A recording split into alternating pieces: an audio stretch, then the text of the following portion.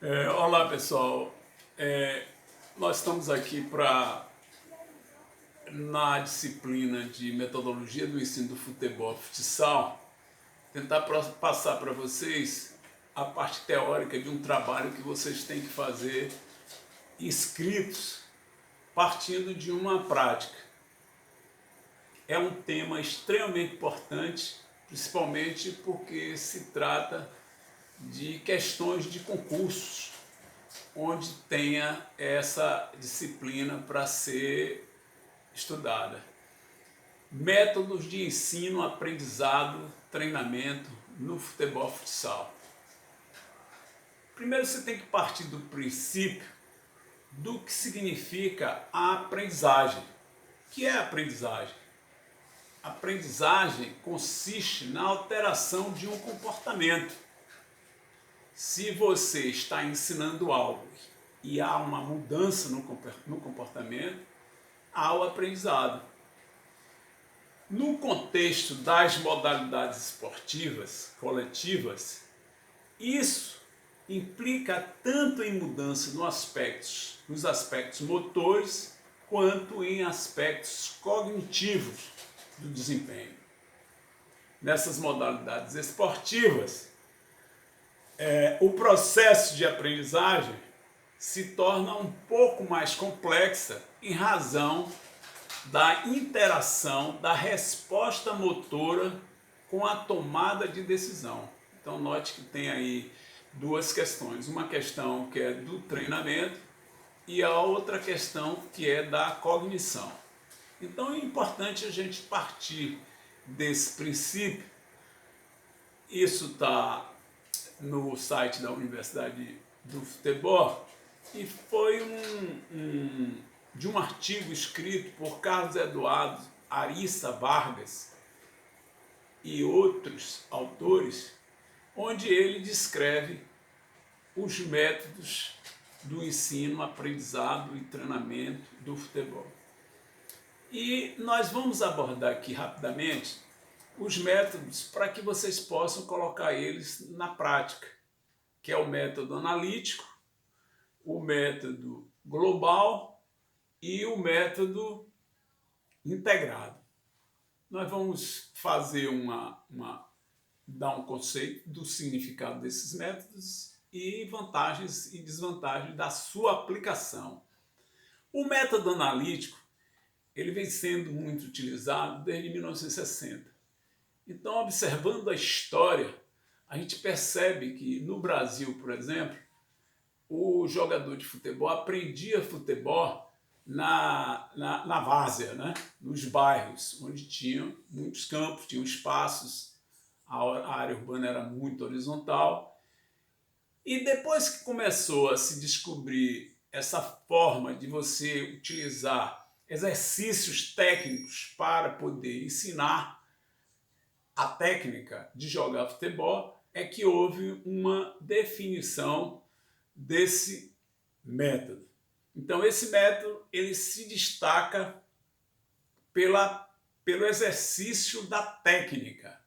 Então a técnica é que é levada em consideração nesses exercícios. Quais são as vantagens? Quando a gente falar de vantagens e desvantagens, vocês vão entender de uma forma mais fácil o que ele significa. Por exemplo, os fundamentos, uma das vantagens é que os fundamentos são aprendidos e treinados detalhadamente, sempre dentro de um padrão técnico. As avaliações e correções são facilmente aplicadas. Permite individualizar o ensino das habilidades, respeitando o ritmo de aprendizado de cada aluno. Possibilidade do domínio da técnica e facilidade de organização da sessão de treino-aula.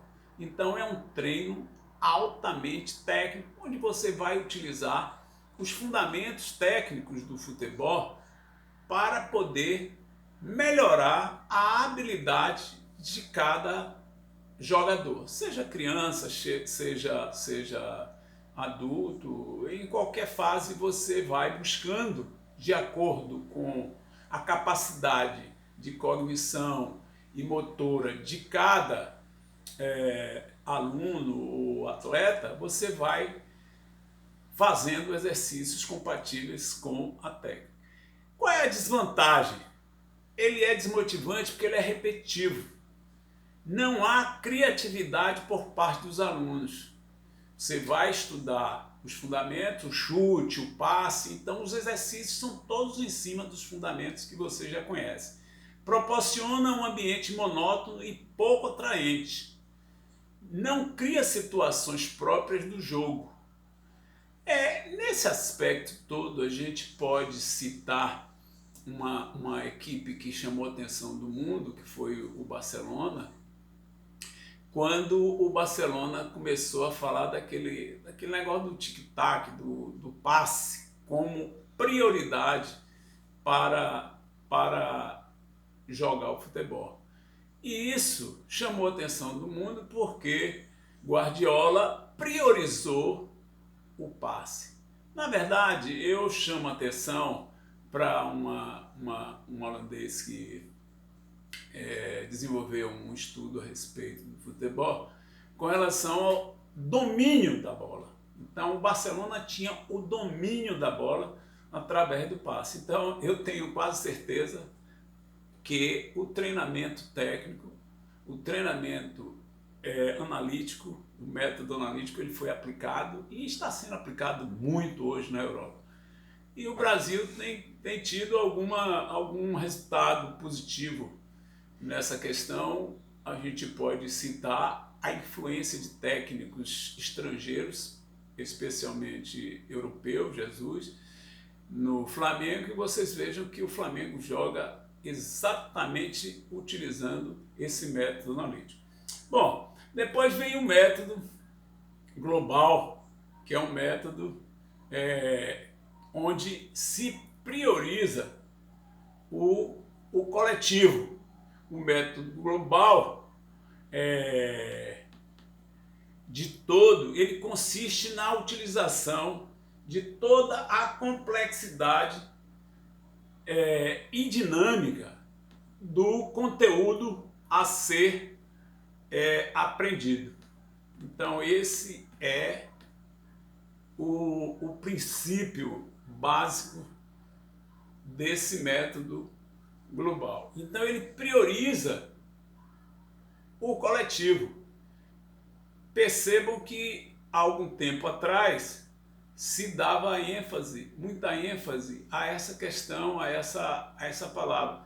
Hoje vai ter o coletivo, né? Quer dizer, além do jogo, da parte técnica, da parte analítica, você tem essa questão que é muito, muito forte, que é a questão do coletivo. Bom, as vantagens são muito claras, porque ele é mais motivante, tem mais motivação, né? Agora, você não prioriza muito a parte técnica, embora você observe o desempenho técnico do aluno, do atleta nessa questão. Isto é preciso que a gente fique atento nessa questão, nesse método global. Aí, depois do método global, onde você prioriza a parte coletiva, você vai pensar no método integral, onde a ideia é que seja treinada toda a parte técnica e tática do jogo. Isso foi muito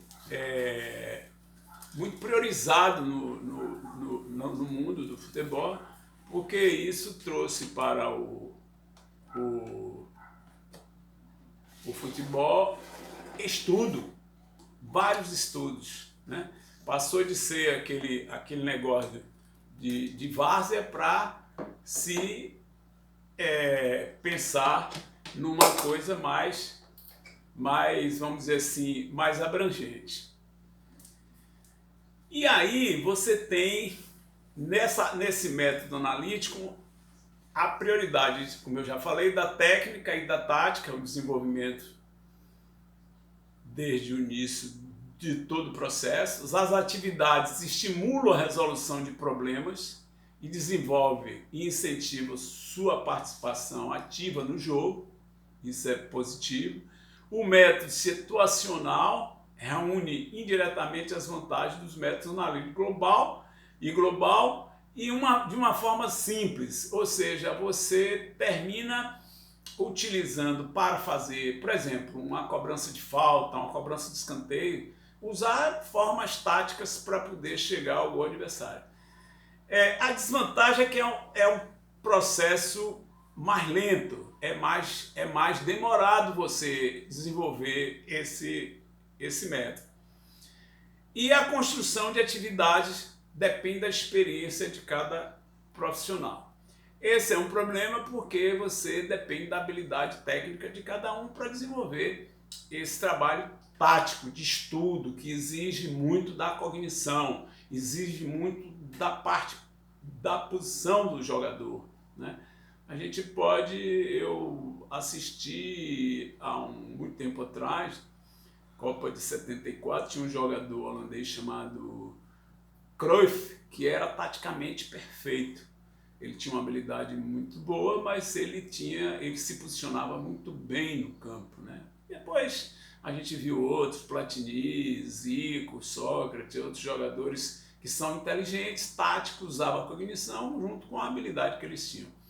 E o método, então esses métodos eles surgem de uma forma muito forte no futebol, muito forte.